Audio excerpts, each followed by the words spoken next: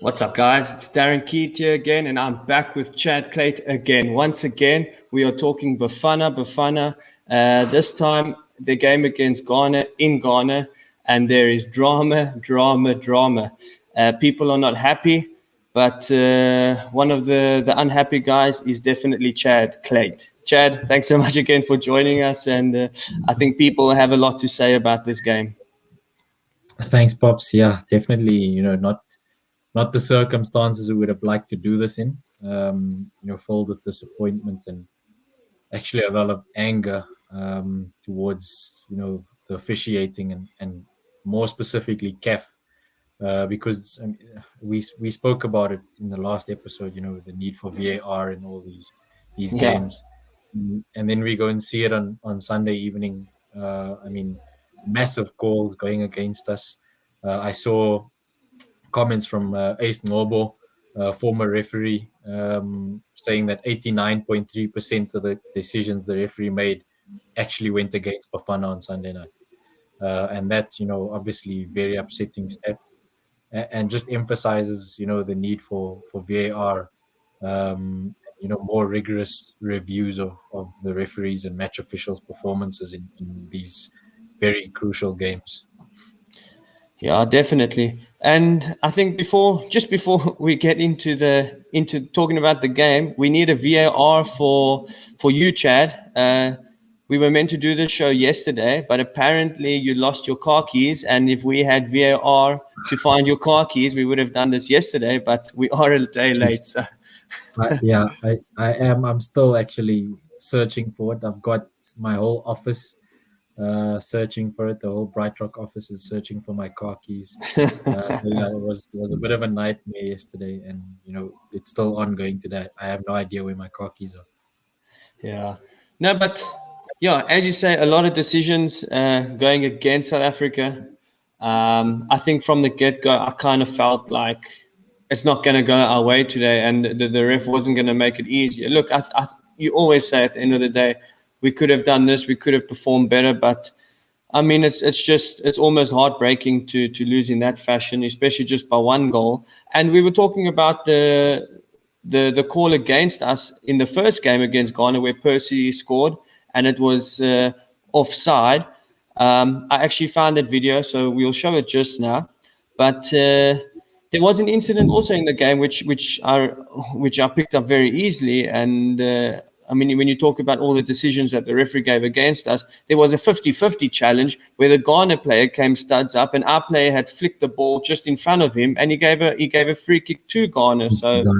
And then I think he actually changed his mind afterwards. And then I saw we ended up with a free kick for South Africa. So it was just a weird display to see to see how it went down, but just disappointing overall in the end.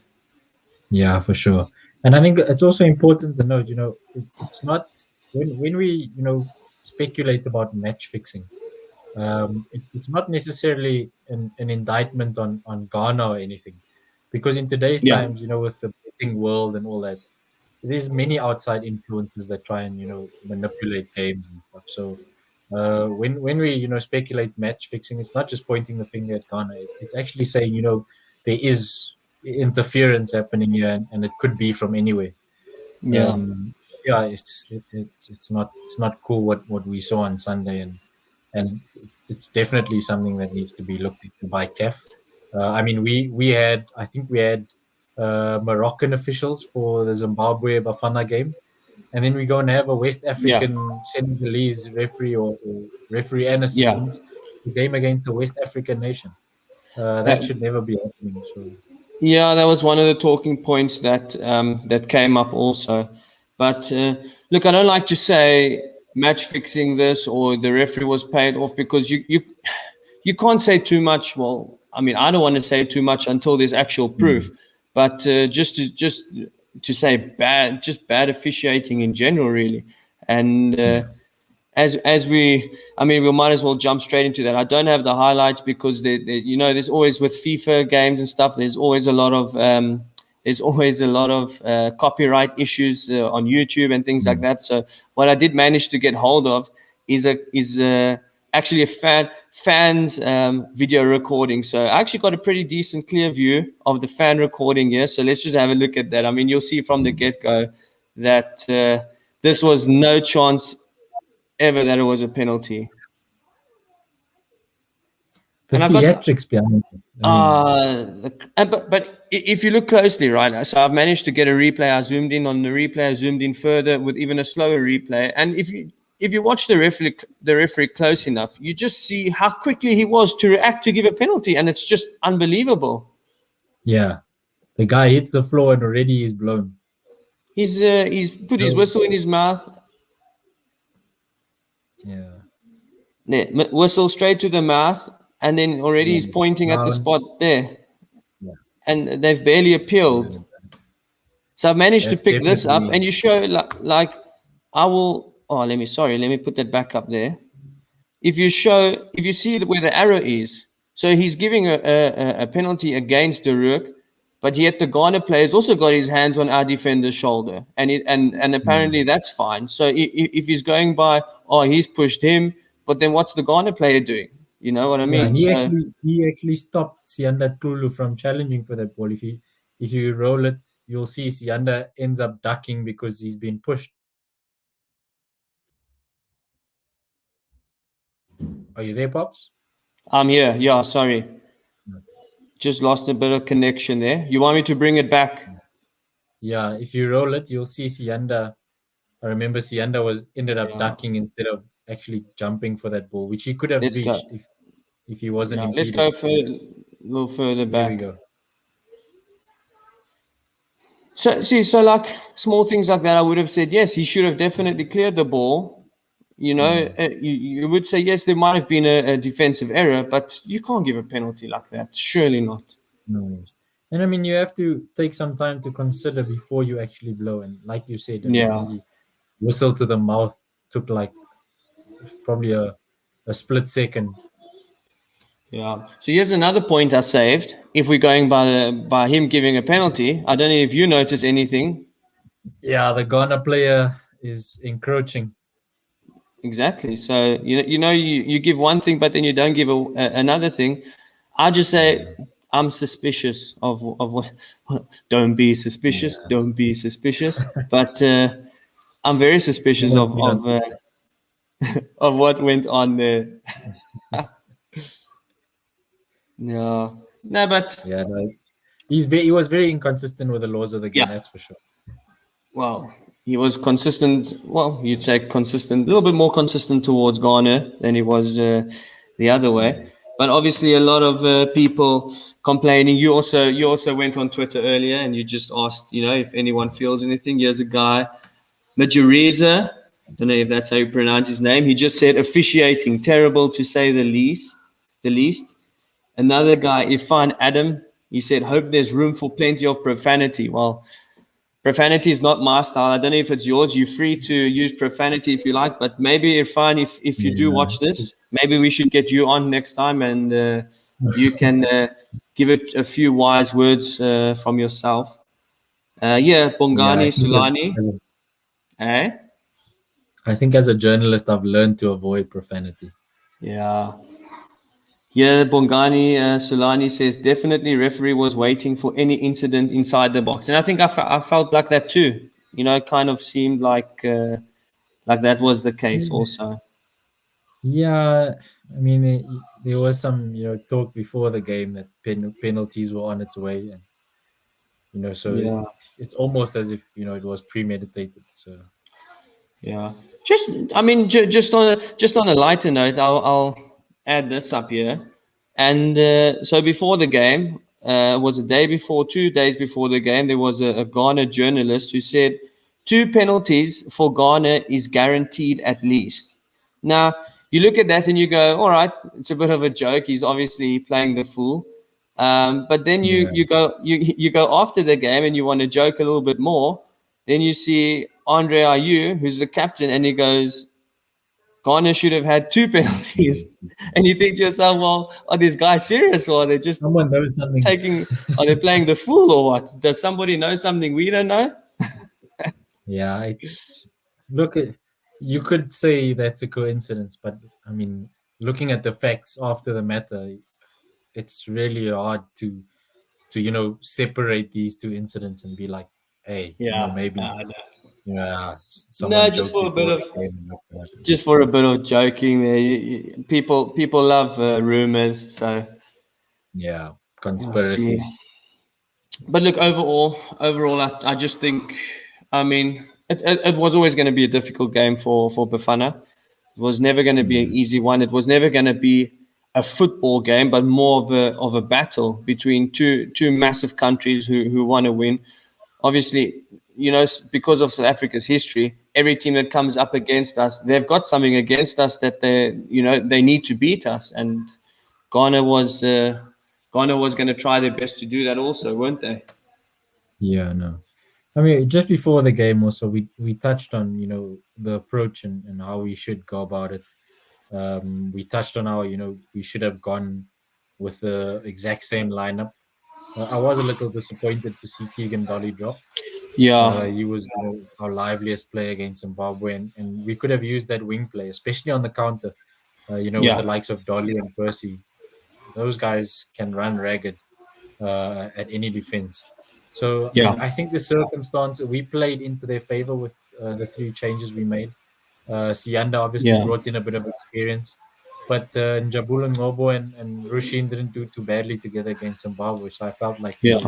we sort of might have destabilized that central pairing there by making that change. Yeah, as a goalkeeper, And then of I course, mean, now yeah, go. I was gonna say, it definitely destabilized us a bit, and the fact that we tried to play, carpet football, when conditions weren't really suiting us, we were being Yeah, pressed left, right, and center by Ghana. We should have just gone long every time and picked up on those second balls and get a few shots in. They also changed their goalkeeper, so we should have tested their goalkeeper a lot more. I think yeah. we had one or two shots on target, if at most, if I'm not mistaken. If I saw the stats, I think there was 0 shots at goal from us. Was it at goal? No, there was. Yeah, there I was. think, There was the Percy one. I saw a stat yeah, Percy. it was after halftime. We didn't have any shots at goal. Yes, it was a Yeah, in the halftime first half stat. And I we were mean, completely for my out of it. yeah, for myself as a goalkeeper, especially when you come off a clean sheet and a win, and you've had a couple clean sheets, then I don't see it necessary to change the defender, especially your central defending pair. And then, like you Yeah, said, Keegan Dolly, you give an assist against Zimbabwe, your first game back, and now you're buzzing, and then you get taken out the team. I think he should have definitely maybe been given us a game there. I would say because yeah. a start, because you saw when he came on, he knew how He to was handle them. lively. Yeah, Yeah, he gave a good through ball to Percy. Percy just kind of got stuck on his feet a bit. I think he couldn't get a shot away, but immediately he made a good impact. So yeah, yeah, look, we can all have a lot to say. It's a disappointing result, but geez, like it. Let's hope that something comes out of what SAFA is going to be appealing. So like it yeah. happened against Senegal, us against Senegal, Maybe. and like you mentioned, I was going to say earlier, but in the Senegal game, there was nothing against us, nothing against Senegal. It's just that the ref had been paid off, or he had been investigated, and He'd they been found out. expecting, yeah. Yeah, so you never For, know I think what, it what, was what might happen. 6 years that he was, implicated for match fixing. Yeah, So that's a long period, prior to a big game like that, and hopefully something comes out of investigations from CAF and FIFA on this yeah. one, because like we said, there's no ways, something as consistently poor throughout the 90 minutes as that is actually fair, and Yeah. we should just say, oh, thumbs up, well done to Ghana. We definitely need to look into it. Yeah, there's no ways we're gonna do that. No way South Africa will put a thumbs up and say, "Well done to Ghana." We'll throw our toys out the cot till we know it's settled. And So, Qatar. yeah, till Qatar, yeah. And then if we end up getting nothing out of it, and Ghana goes to Qatar and they make the quarterfinal, we're gonna say that should have been us. That should have been Exactly. us. But I saw earlier today also that Pizzo, Coach Pizzo from Al Ahly, he was saying that he warned everyone 6 months ago about this same ref that refed our game. So I don't know where I didn't get the full article. I didn't read the whole thing, but he said he's been warning people from 6 months ago about this exact same referee. So Wow. who I think I knows? missed it. Yeah. Interesting. But I mean, I'll show you now. Remember last week or last time we were talking, we were chatting about what could have been. Bafana could have beat Ghana 2-0 at home instead of 1-0, but there was an offside goal. You know, we lose 1-0 to Ghana. We lose on goal difference. Well, not goal difference, but we lose on, what do you call it? They had more goals than we did. Yeah, goals for. Now, if you look at this one, then I found this video we were talking about where Percy scored and this goal was given offside, but you'll see, not, I won't say very clearly, but you'll see as the guy's about to kick the ball, he stops it and then he stops it again at his kick. So there, he puts the cross in and Percy's onside. So we were talking about that last week, if you remember. Yeah, that's the goalie that someone brought up on Twitter, and we had to actually look it up and try and remember what happened. But yes, good work finding that. Some good investigative skills there. Twitter's an amazing place, isn't it? Yeah, but yeah, I mean, just that goal could have obviously put us 2 goals clear of Ghana, because then we would have not only had an extra goal, in our goal difference, but we would have also had a higher goals for, which would have meant Ghana had one less goal, one more goal against them. So yeah, it's really, could have, would have, should have, but at the end of the day, this whole thing played out in a very, very, suspicious way, and we hope that something comes of it, and something gives, and we get to experience the joy Senegal did before the 2018 World Cup? It was the 2018 World Cup qualifier. Yeah. So hopefully, the ball falls in our court this time. Yeah. I mean, I know it's been a talking point, but it is a talking point, so that's obviously why we're talking about it. But yeah, what I'm gonna play now, there is some sound. So what we're gonna listen to now is obviously the CEO of SAFA talking about what action the association is gonna take against the referee to CAF and to FIFA. From our heart is to say the match officials have decided the game, which is not what is supposed to happen. So we as the association, we have decided that we will be writing to both CAF and FIFA first to investigate how the game was handled, and secondly to also challenge some of these decisions. So we have agreed that as we did last night, we have already registered with the match commissioner that we will be writing a formal complaint. Today we are traveling, of course. Wednesday we will then have a press conference after we have ticked all our boxes and submit, of course, a full complaint which is supported by all the evidence which was there, to say that game either it was indeed manipulated, or the referee said done something wrong before that game. But we are very disheartened by their action, and we can't leave it and let it destroy the players. When we have the chance to challenge it, we will challenge it. Yeah, so obviously that's the steps that they'll be taking, and I mean you can see in the players' faces from after the game, the coaches' faces, Ronwin's face. It's just been a tough time, and like just from myself as a player who's been in that situation so many times.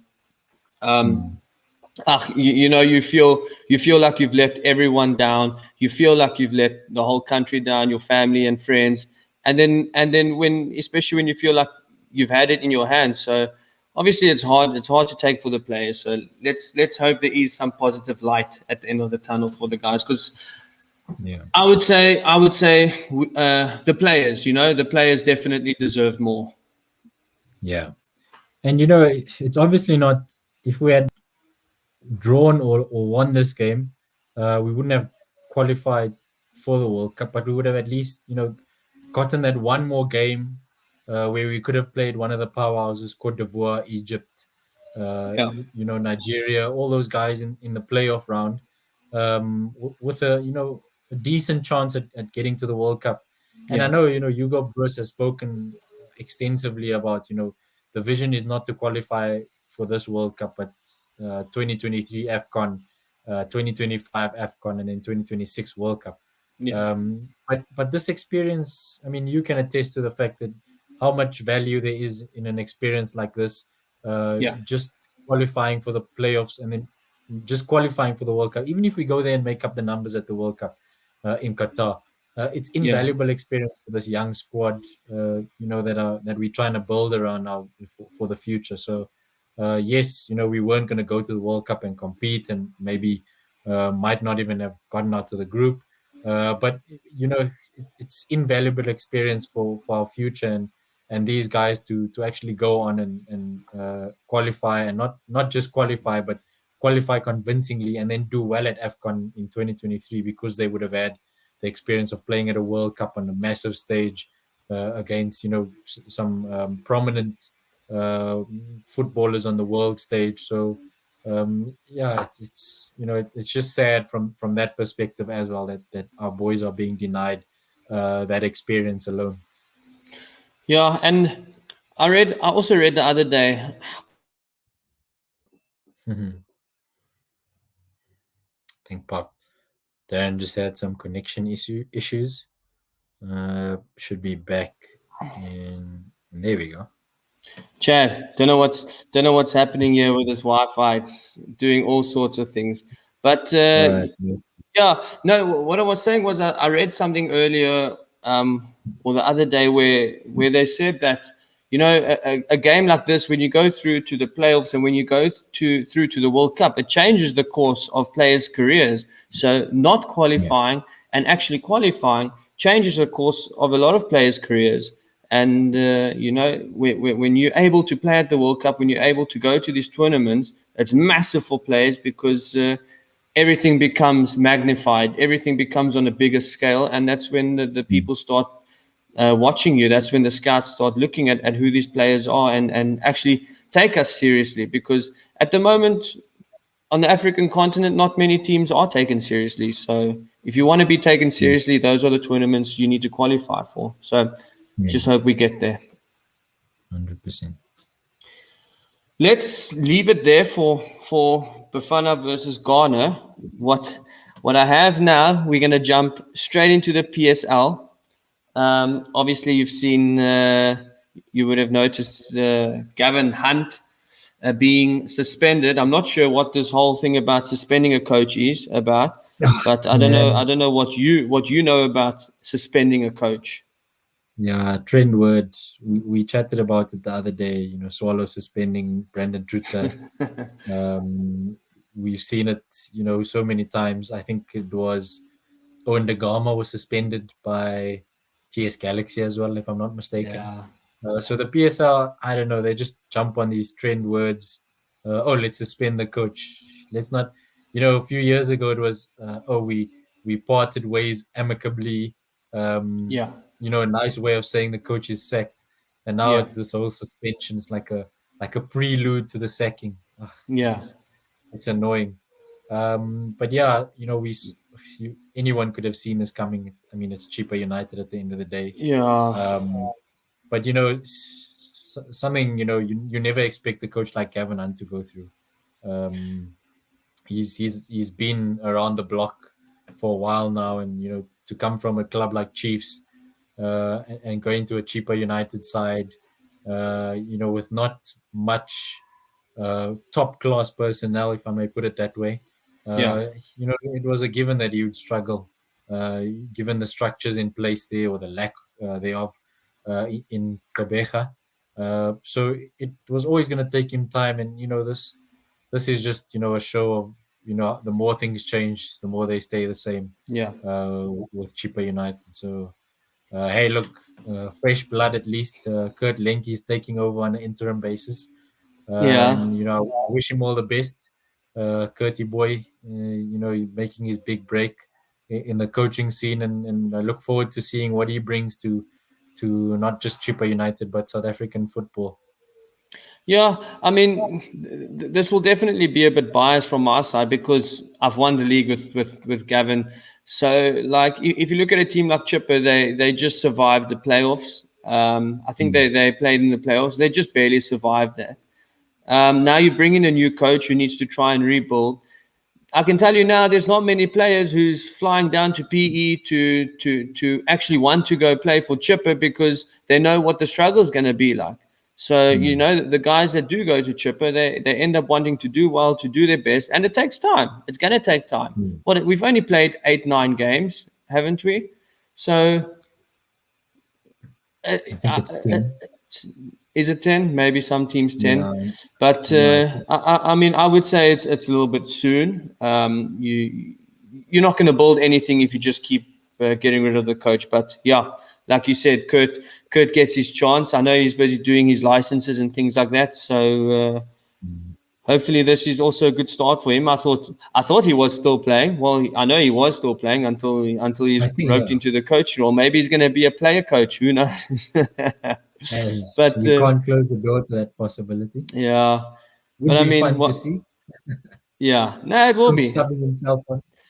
Boys, this is the lineup, and I've put myself there right wing. Just by the way, I'll decide. I'm the captain. I'm playing. I'm the captain, and I'm the coach. So everyone listen to me. He's definitely leading from the front.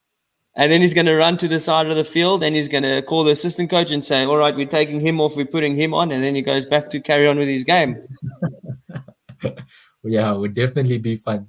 And then he's going to have to do the interview afterwards also. Oh, yes. Imagine he plays. Imagine he's imagine he's the player, the coach, the man of the match, and the coach's interview. Yes, see. Wouldn't that be something? I think that would be historical. No, but good luck to Kurt. Let's hope he can do what Chipper wants him to do. Let's hope Gavin isn't out of a job for too long because I think the PSL needs Gavin.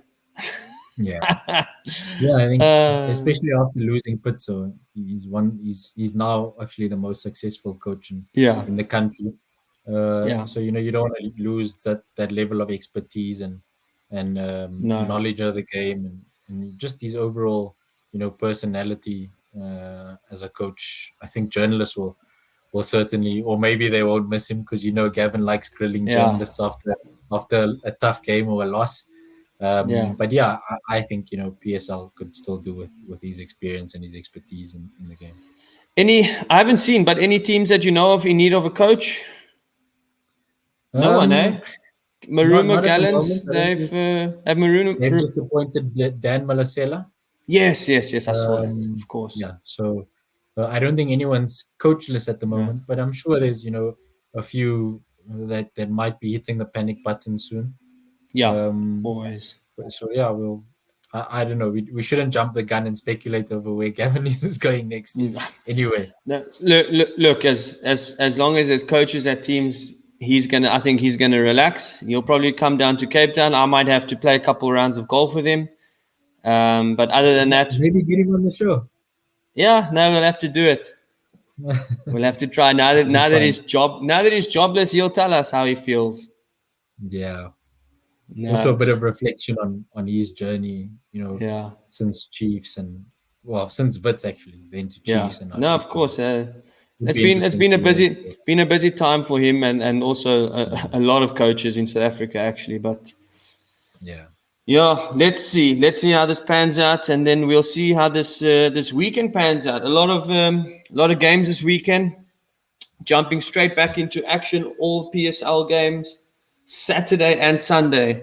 Let's hope they do show them. I know they won't show them all, but let's hope they do get a couple games up on the TV. But give me a rundown of what you might think is going to happen this weekend. Yeah, look, it's I think everyone's excited to have domestic football back again. It's frustrating waiting 10 days for two fixtures with only one team to support. But yeah, it's a nice weekend of fixtures. I definitely feel Saturday evening, 5:30 p.m. Cape Town Stadium is where it's going to be at. Um, you should definitely give us a feel, of the team heading into that game. Must be buzzing, hoping to knock Sundowns off their perch. Still unbeaten, still yet to concede a goal. You guys must be, buzzing to face them at this period of the season. Yeah. I mean, we're talking about that anyway. So here's a guy established 1932. Now, don't know if he was born in 1932, because if he was, I don't know why he's on Twitter. But anyway, he said, "Hey guys, do you think Sundowns can finish the rest of the year unbeaten in the league? They'll eventually concede a goal, hopefully on Saturday, before January. But will they go unbeaten? Mind you, SuperSport United, Amazulu, and Pirates are coming up over the next 7 league games before the end of the year.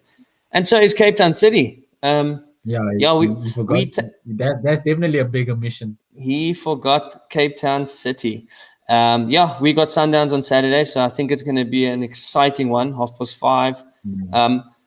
Hopefully they show it on TV, because they didn't show our last game on TV. But hopefully they'll show this one. Okay, you've got But the no, big three, so you're definitely on TV. yeah, no, but the boys Maybe, are. Say again. yeah, I was gonna say maybe just your thoughts on a game like this. You guys obviously got pipped to in the MTN 8 final a few weeks ago. I know there's always talk, of vengeance and all that. Is that something that motivates the guys going into a fixture like this?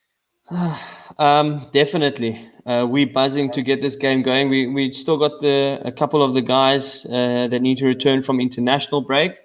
But other than that, the boys are buzzing. We working hard. We already planning. We're planning our game, obviously, for Saturday. So it's a little bit of revenge, a little bit of showing who belongs where. And there's nothing better than to be the team who's going to beat Sundowns, and that's just what we want to do. I mean, what they haven't lost a game in all of the PSL lately. That includes the MTN 8, obviously. So if ever we're going to be that team to compete with them, it's got to be the Saturday. And I think we showed we could do it against them in the final. And I think we just got to take it now, in front of our home support, which is me and a couple guys, to take it to them and really, put our foot on their throats, and let's hold them there and score a couple goals, and really finish them off the way we should have in the MTN 8. Yeah, I think if there's an ideal time to face Sundowns, it's definitely after an international break, because they would have also obviously been inactive. Maybe playing friendlies, while they can actually have a competitive 11v11 at training. But yeah, I think there might be a bit of rustiness after the 10-day break at Kruger Cup. And yeah, it's a nice time to test yourselves again against Sundowns, the same team who gave them trouble in the MTN 8 final. And yeah, it should be a very exciting game from both teams, actually. Yeah. On a personal note, you've also got your boots back on. Yeah, slowly getting there. I'll take this off. We're slowly getting there. Starting to move slowly on the field. A little bit of jogging here and there. Going to start doing more handwork, more strengthening, being a little bit more agile. So slow jogging in a straight line, side to side jogging, those type of things. And then in a couple months, we can start getting to actually getting back into full training again. So 2 more months of taking it easy. My part of the rehab now is just really strengthening, balance, and